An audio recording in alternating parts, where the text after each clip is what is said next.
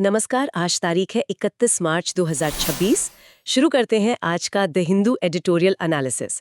आज के लेक्चर की पीडीएफ आप हमारे टेलीग्राम चैनल बेसिक वाला नॉलेज से डाउनलोड कर सकते हैं। तो चलिए सबसे पहले एक यूपीएससी लेक्चरर की तरह आज के सिलेबस का एक क्विक एंगेजिंग समरी दे देती हूँ। आज हम 6 अलग-अलग आर्टिकल्स पर बात करने वाले हैं। बिल्कुल। और ये 6 के 6 टॉपिक्स काफी हैवी हैं। हाँ, तो पहला मुद्दा होगा महाराष्ट्र और छत्तीसगढ़ के नए रिलीजियस कन्वर्जन लॉज और उनका इंडिविजुअल फ्रीडम पर क्या असर पड़ता है। दूसरा, ठीक इसके विपरीत, कर्नाटका का ईवा नमवा एंटी ऑनर किलिंग बिल और पर्सनल चॉइस। राइट। तीसरा हम देखेंगे सुप्रीम कोर्ट का यूथनेजिया यानी इच्छा मृत्यु पर नया हरीश राणा जजमेंट जो 2026 में आया है। चौथा मुद्दा है 2026 सेंसस के बाद डीलिमिटेशन या परिसीमान और फेडरलिज्म का सवाल। पांचवा है वेस्ट एशिया वॉर के कारण इंडिया का मार्च 2026 का एलपीजी क्राइसिस और उज्ज्वला योजना की हकीकत। और आखिरी में छठा टॉपिक उसी ऑयल क्राइसिस के कॉन्टेक्स्ट में इंडिया और चाइना के बीच का मैसिव इलेक्ट्रिक व्हीकल यानी ईवी गैप। एक नागरिक किस भगवान की पूजा करेगा और किससे शादी करेगा, इसमें सरकार का कितना दखल होना चाहिए? ये तो हमेशा से एक हॉटली डिबेटेड टॉपिक रहा है। सही में। और महाराष्ट्र और छत्तीसगढ़ के नए एंटी कन्वर्जन लॉज ने इस डिबेट को एक नया मोड़ दे दिया है। इन नए लॉज के प्रोविजंस क्या हैं? तो महाराष्ट्र वाले लॉ की अगर डिटेल देखें तो वहां कन्वर्जन से कम 60 दिन पहले एक नोटिस देना पड़ेगा। वेट, 60 दिन? 2 महीने पहले? हाँ बिल्कुल। और इसके बाद 25 दिन के अंदर उस कन्वर्जन को रजिस्टर करना अनिवार्य है। अगर ऐसा नहीं होता तो उसको नल एंड वॉइड मान लिया जाएगा। मतलब कानूनी रूप से उसकी कोई मान्यता नहीं होगी। राइट। और इसमें एक और पहलू है, नोटिस आने पर अगर कोई ऑब्जेक्शंस आते हैं तो वहां तुरंत पुलिस इंक्वायरी बिठा दी जाएगी। ओह वाह! और छत्तीसगढ़ वाले लॉ में भी यही प्रोसेस है क्या? स्ट्रक्चर वैसा ही है, पर छत्तीसगढ़ वाले कानून में एक एक्सेप्शन है रिकन्वर्जन को लेकर। अगर कोई अपने पूर्वजों के धर्म में वापस आता है तो उसे इस लॉ से छूट दी गई है। अच्छा, अगर हम बिल्कुल न्यूट्रल रहकर दोनों साइड के आर्ग्यूमेंट्स देखें तो सरकार का क्या तर्क है इसमें? सरकार का मेन तर्क यह है कि फोर्स और फ्रॉड को रोकना उनकी जिम्मेदारी है। जबरदस्ती या लालच से होने वाले कन्वर्जन्स पर लगाम लगाना जरूरी है। ये तो स्टेट का पर्सपेक्टिव हो गया। पर जो लोग आलोचना कर रहे हैं उनका क्या मानना है? क्रिटिक्स का कहना है कि ये आर्टिकल 25 यानी फ्रीडम ऑफ रिलीजन का डायरेक्ट वायलेशन है। और सबसे बड़ी आलोचना इस बात पर है कि इसमें बर्डन ऑफ प्रूफ एक्यूज पर डाल दिया गया है। ये तो एकदम उल्टा हो गया ना। एक आम कानून में तो जिसने आरोप लगाया है उसे प्रूफ देना होता है। एग्जैक्टली। नॉर्मल लॉ में इनोसेंट अंटिल प्रूवन गिल्टी होता है, पर यहाँ अक्यूज को साबित करना होगा कि उसने कोई फ्रॉड या फोर्स यूज नहीं किया है, जो कि ऑब्जेक्टिवली प्रूफ करना काफी मुश्किल है। सही बात है। अब इसको कंट्रास्ट करते हैं हमारे दूसरे आर्टिकल से, जो कर्नाटका का नया ईवा नम्ममा बिल है। पहले तो ये नाम बड़ा इंटरेस्टिंग है। हाँ, ये नाम 12th सेंचुरी के समाज सुधारक बसवना से प्रेरित है। ये कर्नाटका का नया एंटी ऑनर किलिंग बिल है। तो यहाँ स्टेट सिटीजन की चॉइस को प्रोटेक्ट कर रहा है। बिल्कुल। यहाँ अप्रोच एकदम अलग है। अभी हाल ही में गुजरात का एक प्रस्ताव चर्चा में था जिसमें लव मैरिजेस में पेरेंट्स की आईडी और उन्हें इन्फॉर्म करना जरूरी बताया जा रहा था। हाँ, मैंने पढ़ा था उसके बारे में। पर कर्नाटका इसके ठीक विपरीत गया है। इस बिल में साफ है कि अडल्ट कपल्स, खासकर इंटरकास्ट कपल्स के लिए पेरेंटल कंसेंट की कोई जरूरत नहीं है। ये तो बहुत बड़ा स्टेप है। इसके प्रोविजंस क्या हैं ग्राउंड पर? काफी स्ट्रॉन्ग प्रोविजंस हैं। ऑनर वायलेंस पर 5 साल की स्ट्रिक्ट सजा है। हर जिले में सेफ हाउसेज बनाए जाएंगे, एक 24 घंटे हेल्पलाइन होगी और सबसे इंपॉर्टेंट, कंप्लेंट आने के 6 घंटे के अंदर पुलिस प्रोटेक्शन देना जरूरी होगा। सिर्फ 6 घंटे में? हाँ, ताकि इमीडिएट थ्रेट को न्यूट्रलाइज किया जा सके। लेकिन यहाँ कर्नाटका में भी एक कॉन्ट्रडिक्शन है जो हमें मिस नहीं करना चाहिए। अच्छा, कैसा कॉन्ट्रडिक्शन? देखिए, कर्नाटका इंटरकास्ट कपल्स को तो बचा रहा है, पर उनकी पिछली सरकार का 2022 का एंटी कन्वर्जन लॉ अभी तक वापस नहीं लिया गया है। ओह राइट, मतलब इंटरफेथ कपल्स के लिए अभी भी मुसीबत हो सकती है। बिल्कुल। इंटरकास्ट शादियां सेफ हैं, पर अगर धर्म अलग है तो वही कानूनी परेशानियां अभी भी मौजूद हैं। ये सुनकर तो एक एनालॉजी याद आती है। ये तो ऐसा हो गया कि सरकार एक राज्य में एक स्ट्रिक्ट ओवर प्रोटेक्टिव पेरेंट की तरह बिहेव कर रही है, जो आपके हर फैसले पर नजर रखती है। और दूसरे में? और दूसरे राज्य में एक सपोर्टिव दोस्त की तरह, जो आपकी चॉइस को डिफेंड करता है और सेफ हाउस देता है।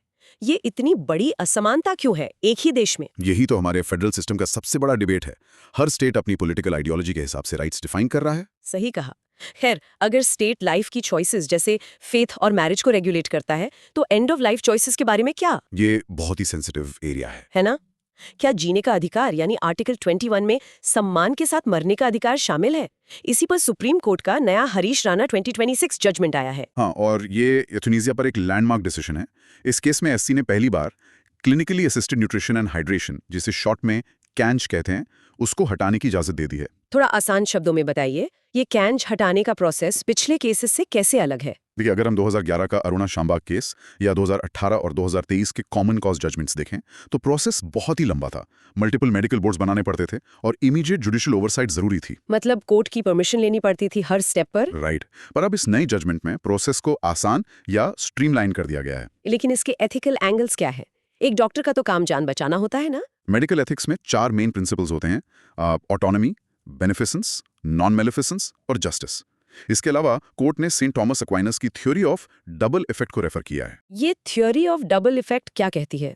इसका बेसिक लॉजिक ये है कि अगर आपका मकसद या इंटेंट किसी का दर्द कम करना है और उस प्रोसेस में सेकेंडरी इफेक्ट के रूप में मृत्यु हो जाती है तो वो मॉरली एक्सेप्टेबल है। अच्छा, मतलब इंटेंशन मैटर करता है। हाँ, एससी ने यह भी साफ किया है कि पैसिव यूथनेशिया अब एक ऑब्सलीट और गलत टर्म है, हमें इसे यूज नहीं करना चाहिए। पर वेट, मुझे यहाँ एक कंसर्न दिख रहा है। प्रोसेस को आसान करना टर्मिनली इल लोगों के लिए रिलीफ तो है, पर क्या ये लोअर और मिडिल क्लास फैमिलीज के लिए खतरनाक रास्ता नहीं खोल देता? ये बहुत बड़ा प्रैक्टिकल क्वेश्चन है ना? क्या फाइनेंशियल प्रेशर या आईसीयू के महंगे बिल्स बचाने के चक्कर में बुजुर्गों का एक तरह से डिस्गाइज्ड अबैंडनमेंट यानी छिपे हुए रूप में त्याग नहीं शुरू हो जाएगा? को समझा है? इसलिए उन्होंने क्लियर कहा है कि ट्रीटमेंट हटाने का मतलब केयर हटाना नहीं है। पैलिएटिव केयर चालू रहनी चाहिए। एग्जैक्टली। पैलिएटिव केयर जो पेशेंट का दर्द कम करती है वो कंटिन्यू रहेगी। आर्थिक मजबूरी किसी की मौत का कारण नहीं बन सकती, केयर हमेशा मिलेगी। ये बहुत जरूरी डिस्टिंक्शन है। चलिए अब इंडिविजुअल चॉइसेस से बाहर निकलकर कलेक्टिव डेमोक्रेटिक चॉइसेस पर आते हैं। डिलिमिटेशन पर। हाँ, नागरिकों को पार्लियामेंट में कैसे रिप्रेजेंट किया जाता है, खासकर तब जब 2026 का डीलिमिटेशन या परिसीमन बस होने ही वाला है। ये तो सीधा फेडरलिज्म और पावर डिस्ट्रीब्यूशन का मुद्दा है। अगर हम आर्टिकल 81 और 84th अमेंडमेंट को देखें तो सीट्स को 2026 तक फ्रीज किया गया था। उस वक्त मकसद पॉपुलेशन कंट्रोल था, राइट? बिल्कुल। लेकिन अब डेटा क्या कहता है? साउथ के स्टेट्स और कुछ अर्ली अचीवर्स 2005 तक ही 2.1 के टोटल फर्टिलिटी रेट या टीएफआर पर आ गए थे। और नॉर्थ के स्टेट्स का क्या हाल है? नॉर्थ के स्टेट्स जैसे बिहार, यूपी, झारखंड अभी भी नेशनल मीन से आगे हैं। मीन डिफरेंस देखें तो ये 1.64 वर्सेस 2.38 का गैप है। तो अगर आप पॉपुलेशन के हिसाब से सीट्स बढ़ाई गई तो साउथ की पॉलिटिकल आवाज तो दब जाएगी। उन्हें लगेगा कि अच्छा परफॉर्म करने की सजा मिल रही है। यही तो डर है। और इसका सोल्यूशन क्या प्रपोज किया गया है? डेमोग्राफिक परफॉर्मेंस फॉर्मूला, जिसे डेम्पर प्रिंसिपल कहा जा रहा है। ये डेम्पर प्रिंसिपल कैसे काम करेगा? इसका लॉजिक है कि मौजूदा 543 सीट्स को अनटच्ड रखा जाए। अच्छा, उनको वैसे ही छोड़ दें। हाँ, और जो नए सीट्स जुड़ेंगे उनकी मैक्सिमम लिमिट 700 रखी जाए ताकि डिबेट की क्वालिटी बनी रहे। फिर इन एडिशनल सीट्स पर डेम्पर लगाया जाए। मतलब वेटेज दिया जाए परफॉर्मेंस को। एग्जैक्टली। 10% वेटेज उन स्टेट्स को जिन्होंने जल्दी पॉपुलेशन कंट्रोल किया और बचा हुआ 90% वेटेज 2005 से 2021 के बीच टीएफआर गिरने की रफ्तार पर दिया जाए। ये तो उस ग्रुप प्रोजेक्ट जैसा हो गया ना, जहां जिस स्टूडेंट ने अपना काम सबसे जल्दी और अच्छे से किया उसे अब डर लग रहा है कि लेट आने वाले और ज्यादा पन्ने लिखने वाले को ज्यादा मार्क्स मिल जाएंगे। कमाल की एनालॉजी है ना? हम एफिशिएंसी को कैसे रिवॉर्ड करें बिना मेजॉरिटी नंबर्स को पनिश किए? और डेम्पर यही बैलेंस लाता है। ये फॉर्मूला फेडरल फेयरनेस और डेमोक्रेटिक इक्वालिटी दोनों को बैलेंस करता है। सही बात है। अब थोड़ा जियोपॉलिटिक्स की तरफ मुड़ते हैं। स्टेट सिर्फ लॉज या सीट से नहीं चलता। बेसिक जरूरतें भी तो हैं। बिल्कुल। एनर्जी सिक्योरिटी देना भी स्टेट की उतनी ही बड़ी जिम्मेदारी है। पर जब ग्लोबल सिस्टम हिलता है तो हमारा लोकल वेलफेयर सिस्टम कैसे फेल होता है? मार्च 2026 का एलपीजी क्राइसिस इसकी जीती जागती मिसाल है। वो सच में एक आंख खोलने वाला इंसिडेंट था। मार्च 2026 में जब यूएस, इजराइल और ईरान के बीच वॉर एस्केलेट हुई तो स्ट्रेट ऑफ हॉर्मुज ब्लॉक हो गया, जिसका सीधा असर तेल के दाम पर पड़ा। हाँ, ओपेक क्रूड प्राइसेस अचानक 67% बढ़ गए। अब इंडिया की प्रॉब्लम यह है कि हम अपना 60% एलपीजी इंपोर्ट करते हैं और इसमें से ज्यादा कहां से आता है? लगभग 90% सिर्फ उसी स्ट्रेट ऑफ हॉर्मुज से होकर आता है। एक ही चोक पॉइंट पर इतनी डिपेंडेंसी। तो हमारी उज्ज्वला योजना का क्या हुआ इस क्राइसिस में? वो तो बहुत बड़ी स्कीम थी। देखिए, पीएमयूआई ने 10.33 करोड़ कनेक्शन जरूर दिए, पर एक फंडामेंटल गलती हो गई। उन्होंने केरोसिन, जो एक फिजिकल स्टेट रिजर्व था, उसको रिप्लेस करके सबको ग्लोबल मार्केट पर डिपेंड कर दिया। ओ, केरोसिन तो गोदामों में होता था। राइट। पर एलपीजी का कोई स्पेसिफिक स्ट्रैटेजिक बफर ही नहीं था हमारे पास। जब मार्केट हिला और दाम बढ़े तो गरीब औरतें वापस बायोमास और लकड़ी के चूल्हे पर चली गईं। ये तो बहुत बड़ा पॉलिसी फेलियर है। इसका सोल्यूशन क्या निकाला गया? सोल्यूशन ये प्रपोज हुआ है कि कम से कम 2 महीने का नेशनल एलपीजी बफर बनाया जाए और साथ ही गोवर्धन कम्युनिटी बायोगैस स्कीम्स को एग्रेसिव पुश मिले। इसके लिए 10,000 रुपए की रिवाइवल सब्सिडी का प्लान है। मतलब उज्ज्वला योजना में हमने सिलेंडर पर सरकार का टैग तो लगा दिया, लेकिन गैस की सप्लाई मार्केट के भरोसे छोड़ दी। यही तो सबसे बड़ी आलोचना है। और इसी ऑयल क्राइसिस के कॉन्टेक्स्ट में हमें आर्टिकल 4 में ईवी गैप के बारे में भी पढ़ने को मिलता है। हाँ, इंडिया और चाइना का कंपैरिजन। सही कहा। मार्च 2026 का डेटा कहता है कि चाइना की कार सेल्स में 52.9% ईवीज थे, जबकि इंडिया में सिर्फ 6%। ये गैप सच में मैसिव है। टोटल फ्लीट के बात करें तो चाइना के पास 2.3 करोड़ इलेक्ट्रिक कार्स हैं और हमारे पास मात्र 3.96 लाख। चार्जिंग इंफ्रा में भी हम बहुत पीछे हैं। वहाँ एक चार्जर पर 9 कार्स हैं और इंडिया में 14। चाइना का ट्रांसपोर्ट सेक्टर इस जियोपॉलिटिकल शॉक से काफी हद तक बचा हुआ है क्योंकि वो ईवीज पर शिफ्ट हो चुके हैं। पर मेरा यहाँ एक अग्रेसिव सवाल है। ईवीज के केस में क्या हम बस मिडिल ईस्ट के तेल पर निर्भरता छोड़कर चाइना की बैटरीज पर निर्भर नहीं हो रहे हैं? ये बहुत ही शार्प ऑब्जर्वेशन है आपका। मतलब सॉवरेन गारंटी का तो तब तक कोई मतलब ही नहीं है जब तक सप्लाई चेन कंप्लीटली सिक्योर ना हो। बिल्कुल सही कहा। चाइना ने अपना डोमेस्टिक बैटरी मैन्युफैक्चरिंग और रॉ मटेरियल एक्सट्रैक्शन पहले ही सिक्योर कर लिया था। हमें भी सिर्फ असेंबलिंग नहीं बल्कि रॉ मटेरियल से लेकर फाइनल प्रोडक्ट तक अपनी सप्लाई चेन खुद होल्ड करनी पड़ेगी। सही बात है। अगर आज के इस पूरे डिस्कशन को समराइज करें तो हमने ये समझा कि एक मजबूत नेशन स्टेट को कई फ्रंट्स पर काम करना पड़ता है। हाँ, काफी कॉम्प्लेक्स रोल है स्टेट का। बिल्कुल। उसे इंडिविजुअल राइट्स को प्रोटेक्ट करना पड़ता है, जैसे शादी, धर्म और सम्मान की मौत का अधिकार। फिर फेयर पॉलिटिकल रिप्रेजेंटेशन भी देना पड़ता है डिलिमिटेशन के टाइम पर। और सबसे बढ़कर ग्लोबल शॉक्स जैसे ऑयल क्राइसिस के वक्त अपने सबसे गरीब नागरिकों के बेसिक नीड्स को भी प्रोटेक्ट करना पड़ता है। एकदम सटीक समरी दी आपने।